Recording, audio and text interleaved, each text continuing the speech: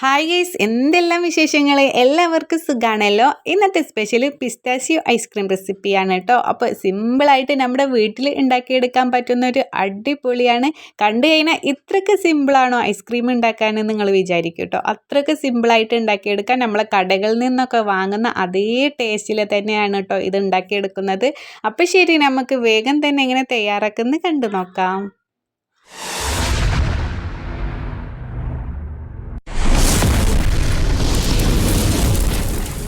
അപ്പോൾ നമ്മുടെ സൂപ്പറായിട്ട് ടേസ്റ്റി ആയിട്ടുള്ള ഐസ്ക്രീം ഉണ്ടാക്കാൻ വേണ്ടിയിട്ട് ഞാൻ ഒരു ഗ്ലാസ് പാലാണ് ഒരു പാത്രത്തിലോട്ട് ഒഴിച്ചു കൊടുക്കുന്നത്. ഇനി നന്നായിട്ടൊന്ന് തിളപ്പിച്ചെടുക്കണം കേട്ടോ. അതുപോലെ തന്നെ അതിലേക്ക് 2 ടേബിൾ സ്പൂൺ നമ്മുടെ പഞ്ചസാര ഇട്ട് കൊടുക്കുന്നുണ്ട്. അപ്പം മധുരമൊക്കെ നമ്മുടെ ഇഷ്ടത്തിന് കേട്ടോ. നമ്മൾ സെയിൽ ചെയ്യുന്നതൊന്നുമല്ലല്ലോ, അതുകൊണ്ട് നമ്മുടെ ഇഷ്ടത്തിന് നമുക്ക് മധുരമൊക്കെ കൂട്ടിയിട്ടും കുറച്ചിട്ടൊക്കെ എടുക്കാം. എന്നാലും ഐസ്ക്രീമിൽ കുറച്ച് മധുരം കൂടുതലായിരിക്കും, അതിനനുസരിച്ചിട്ട് നിങ്ങൾ മധുരമൊക്കെ ഇട്ട് കൊടുക്കാം. ഇത് നന്നായിട്ട് തിളച്ച് വന്നിട്ട് നമുക്കൊന്ന് വറ്റി വരണം കേട്ടോ. ഒരു ഗ്ലാസ് പാൽ ഒഴിച്ച് കൊടുക്കുമ്പോൾ അത് 1/2 ഗ്ലാസോളം നമുക്കൊന്ന് വറ്റി വരണം. അപ്പോൾ അതിന് വേണ്ടിയിട്ട് നന്നായിട്ട് ലോ ഫ്ലെയിമിലോട്ടിട്ടൊക്കെ നമുക്ക് തിളപ്പിച്ചെടുക്കാം.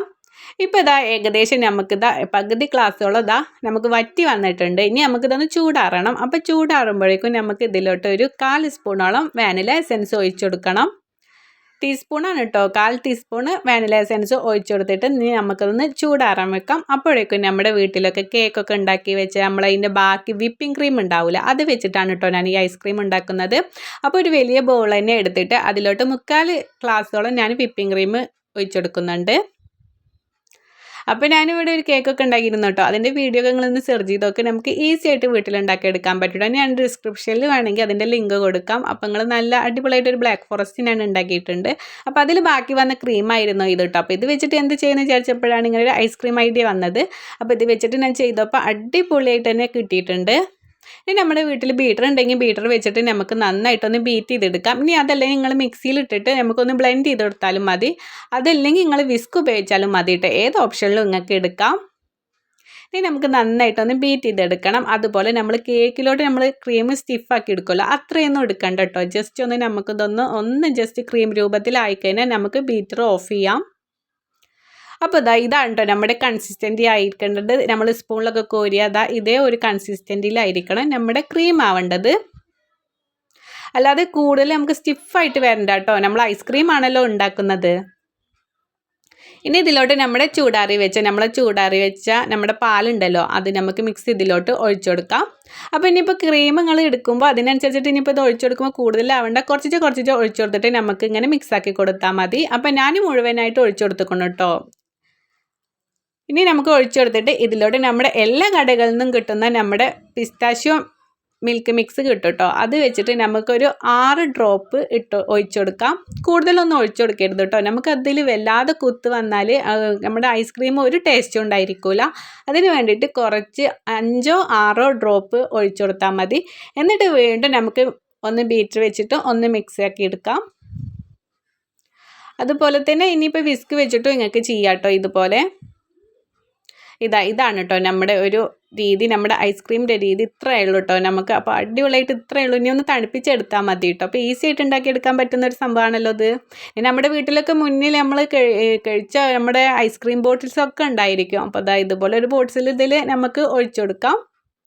ഇനി ഇതിൻ്റെ ഇടയിൽ നമുക്ക് പിസ്താഷ്യോ നട്ട്സുകൾ ഉണ്ടെങ്കിൽ നിങ്ങൾക്ക് ഇട്ട് കൊടുക്കാം. നമ്മൾ പിസ്താഷ്യോ ഐസ്ക്രീം ആണല്ലോ ഉണ്ടാക്കുന്നത്, അപ്പോൾ അതൊക്കെ നട്ട്സ് നമുക്കൊന്ന് ക്രഷ് ചെയ്തിട്ട് ഇതിൻ്റെ ഇടയിലൊക്കെ ഇട്ട് കൊടുക്കാം. അപ്പോൾ നമുക്ക് കടിക്കുമ്പോഴൊക്കെ ഒരു കൂടുതൽ ടേസ്റ്റ് ആയിരിക്കും. ഇനി അതല്ലെങ്കിൽ നമുക്ക് മുകളിൽ മാത്രം ഇട്ട് കൊടുക്കുകയാണെങ്കിൽ അങ്ങനെ ചെയ്ത് കൊടുക്കാം. ഇത് ഫുള്ളായിട്ട് ഒഴിച്ചു കൊടുത്തതിന് ശേഷം നമുക്കൊന്ന് ടാപ്പ് ചെയ്യാം. അപ്പോൾ നമ്മുടെ എല്ലാ ഭാഗത്തും ഒന്ന് ലെവലായി കിട്ടാൻ വേണ്ടിയിട്ടാണ് 2-3 വട്ടം ഒന്ന് ടാപ്പ് ചെയ്തിട്ട് കൊടുക്കുന്നത്. അതിനുശേഷം നമ്മൾ എന്ത് ചെയ്യണം, ഇതിൻ്റെ മുകളിലാണ് കേട്ടോ ഞാൻ കുറച്ച് നട്ട്സ് ഉള്ളൂ, അപ്പോൾ അതുകൊണ്ട് ഇട്ട് കൊടുക്കുകയാണ്. അതുപോലെ ഇനി വേറെ നിങ്ങളടുത്ത് ഏത് അണ്ടിപ്പരിപ്പോ അങ്ങനെയുള്ള നട്ട്സ് ആണ് ഉണ്ടെങ്കിൽ അതും നമുക്കൊന്ന് ക്രഷ് ചെയ്തിട്ട് മുകളിൽ ഇട്ട് കൊടുക്കാം. നമ്മൾ കഴിക്കുന്നതായതുകൊണ്ട് നമുക്ക് എന്തും ഇട്ട് കൊടുക്കാം. പക്ഷേ സെയിൽ ചെയ്യുകയാണെങ്കിൽ ഇങ്ങനെയൊന്നും ചെയ്യരുത് കേട്ടോ.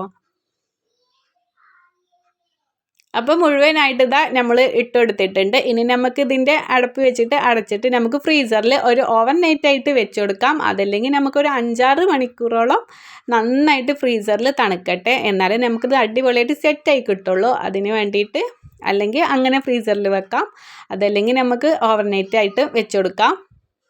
ഇപ്പോൾ ഇതട്ടോ ഞാൻ നെക്സ്റ്റ് ഡേ ആണ് എടുക്കുന്നത്. അപ്പോൾ അത് അടിപൊളിയായിട്ട് നമ്മുടെ ഐസ്ക്രീം സെറ്റായി വന്നിട്ടുണ്ട്. അപ്പോൾ കടകളിൽ നിന്നൊക്കെ വാങ്ങുന്ന അതേ ടേസ്റ്റാണ് കേട്ടോ ഇത് കഴിക്കാൻ. ഇനി ഞാനിതാ ഒന്ന് സ്കൂപ്പ് ചെയ്യട്ടെ കേട്ടോ. 2 സ്കൂപ്പ് എടുത്തിട്ട് എടുക്കട്ടെ. നമുക്ക് തവി വെച്ചിട്ടോ ഇനിയിപ്പോൾ സ്പൂൺ വെച്ചിട്ടോ എന്ത് വെച്ചിട്ടോ നമുക്ക് ഇതുപോലെ ഒരു സെർവ് ചെയ്യാം.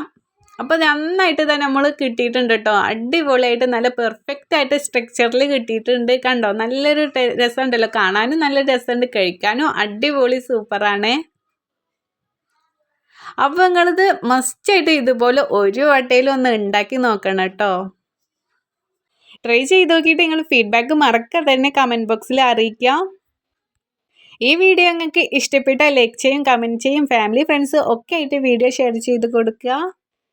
ഇതുപോലുള്ള നല്ല നല്ല വെറൈറ്റി റെസിപ്പികൾക്കായിട്ട് ചാനൽ സബ്സ്ക്രൈബ് ചെയ്യാത്തവരുണ്ടെങ്കിൽ സബ്സ്ക്രൈബ് ചെയ്യുക. ഇൻഷാ അല്ലാഹ് അപ്പോൾ അടിപൊളി ഒരു വീഡിയോയുമായി വീണ്ടും കാണാം. അതുവരേക്കും എല്ലാവരും സേഫ് ആയിരിക്കുക, ഹാപ്പി ആയിരിക്കുക. അപ്പോൾ ഓക്കെ, ബൈ, താങ്ക് യു.